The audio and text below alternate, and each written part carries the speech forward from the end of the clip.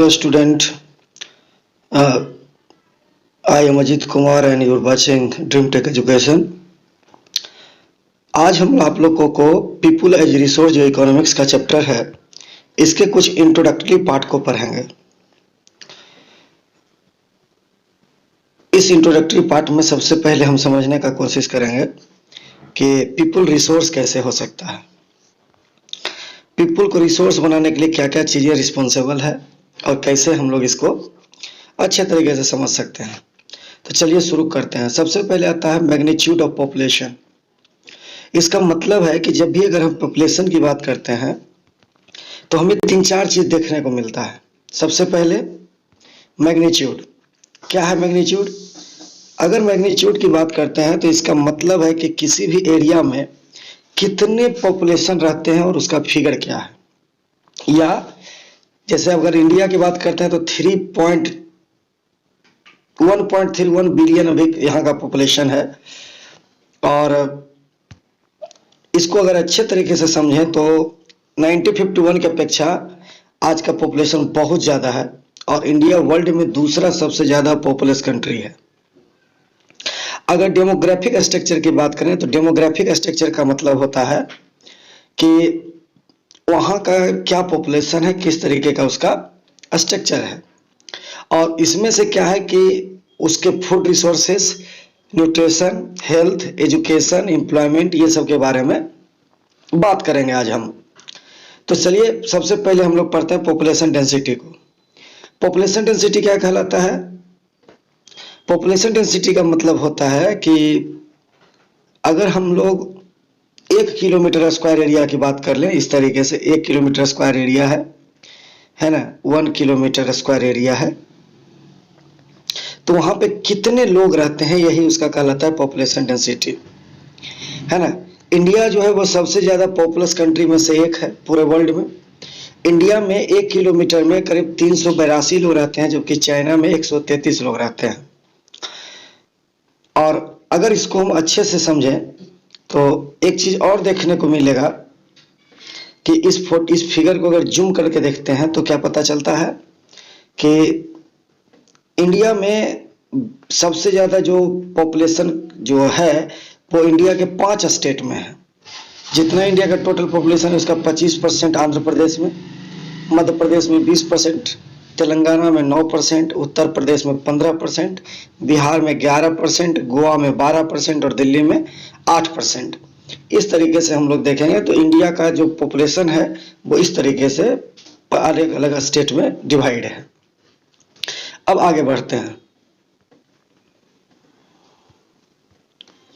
है ना। जब आगे बढ़ेंगे तो क्या पता चलेगा, कंपोजिशन ऑफ ह्यूमन रिसोर्सेस। ये जो ह्यूमन रिसोर्स है इसका कंपोजिशन क्या है, इसको समझने का कोशिश करते हैं। कॉमनली जो है किसी भी देश का जो ह्यूमन रिसोर्स है उसको किसकी चीजों पर फैक्टर होगा, तो sex ratio, literacy rate, occupation, language, है ना, किस रीजन में कौन सा लैंग्वेज बोले जाते हैं और ये सब। अगर मेजर कंपोनेंट्स की बात करते हैं तो सबसे पहले आता है सेक्स कंपोजिशन। इसको हम लोग सेक्स रेशियो भी कहते हैं, है ना, इसको सेक्स रेशियो भी कहा जाता है। अगर सेक्स रेशियो की बात करते हैं तो क्या समझ में आता है कि 1000 मेल पे कितना फीमेल है, यानी नंबर ऑफ फीमेल पर 1000 of male is called sex ratio.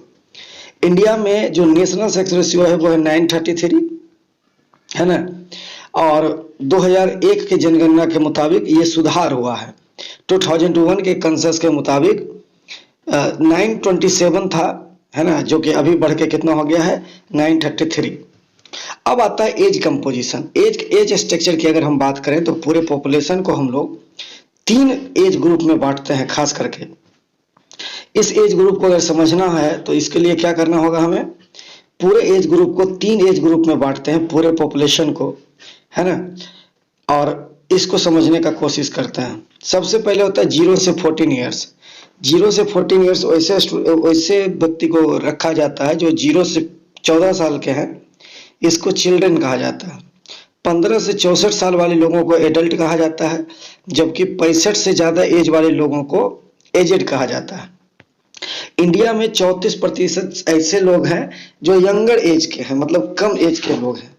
इसीलिए हम लोग क्या कह सकते हैं, इंडिया को अभी के समय में यंगिस्तान भी कहा जा सकता है। चलिए आगे बढ़ते हैं। सबसे पहले आता है लिटरेसी रेट। देखो, लिटरेसी रेट का मतलब होता है कि total number of person who can read और राइट इन वन लैंग्वेज पर 1000 person is called literacy rate. 1000 लोगों में से कितने ऐसे लोग हैं जो कोई एक लैंग्वेज को समझ सकते हैं, पढ़ सकते हैं, तो इसको हम लोग लिटरेसी रेट कहते हैं।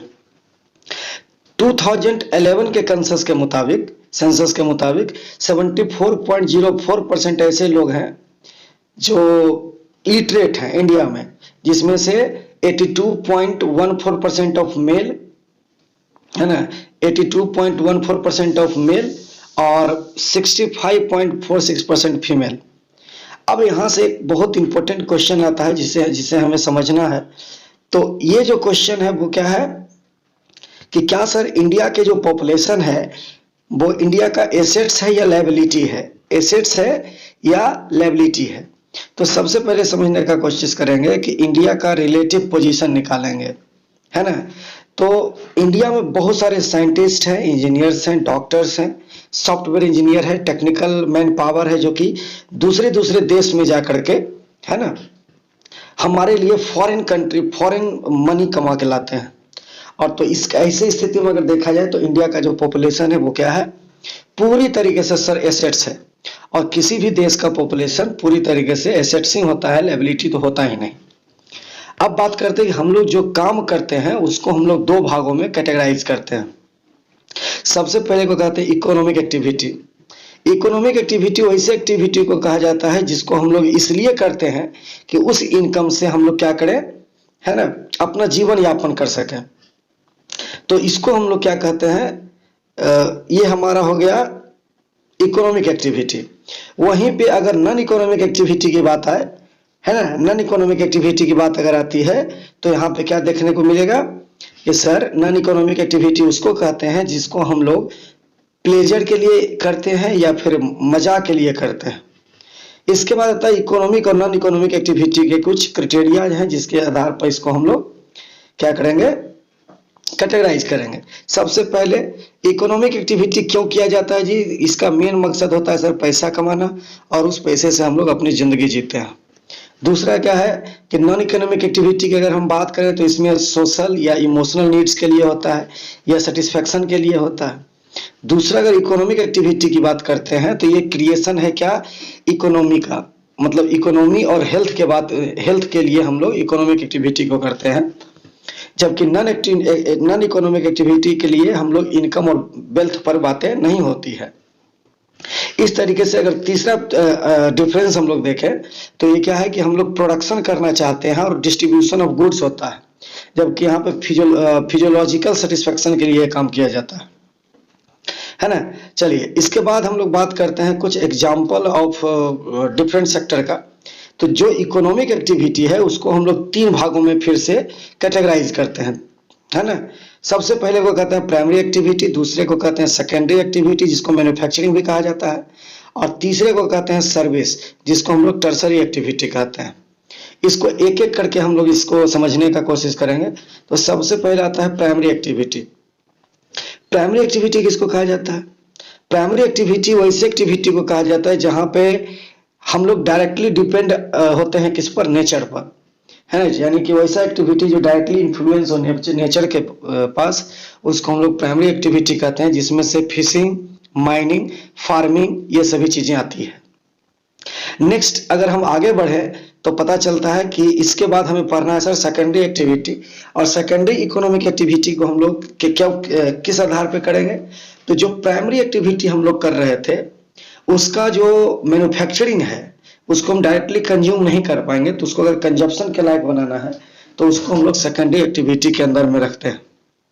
ठीक, जैसे टर्निंग व्हीट इनटू, अगर हम लोग गेहूं से आटा बनाएं तो वो किस में आएगा, सेकेंडरी एक्टिविटी में, है ना। उसी प्रकार से milking lumbar into the plywood, making fish into the packaging fish sticks, है ना, ये सभी चीज। जैसे गोल्ड से ब्रासलेट बनाना, ये मैन्युफैक्चरिंग इंडस्ट्रीज में आएगा। तीसरा बात आती है टर्सरी सेक्टर की, है ना। टर्सरी सेक्टर को हम लोग क्या करते हैं, वैसा इकोनॉमिक एक्टिविटी जिसमें इंगेज हो दो चीजें, सर्विस और गुड्स। जैसे लॉयर, डॉक्टर, वेटर है ना, फायर फाइटर्स, ये सभी लोग जो होते हैं वो कौन है, टर्सरी एक्टिविटी में मिले हुए लोग, है ना। तो हम लोग आज की क्लास में क्या समझे, पॉपुलेशन समझ लिए, पॉपुलेशन डेंसिटी समझ लिए, सेक्स रेशियो समझ लिए, लिटरेसी रेट समझ लिए, और इकोनॉमिक नॉन इकोनॉमिक एक्टिविटी के तहत प्राइमरी, सेकेंडरी और टर्सरी एक्टिविटी को कैलकुलेट किए। चलिए धन्यवाद, आज का क्लास यहीं तक। अगले क्लास में फिर हम आपसे जुड़ेंगे, तब तक के लिए नमस्कार। और इस तरीके के वीडियो देखने के लिए आप ड्रीम टेक एजुकेशन को सब्सक्राइब कर सकते हैं, जिससे और बेल का बटन दबाइए, जिससे आपको किस सही समय पर मिल जाया करे नोटिफिकेशन।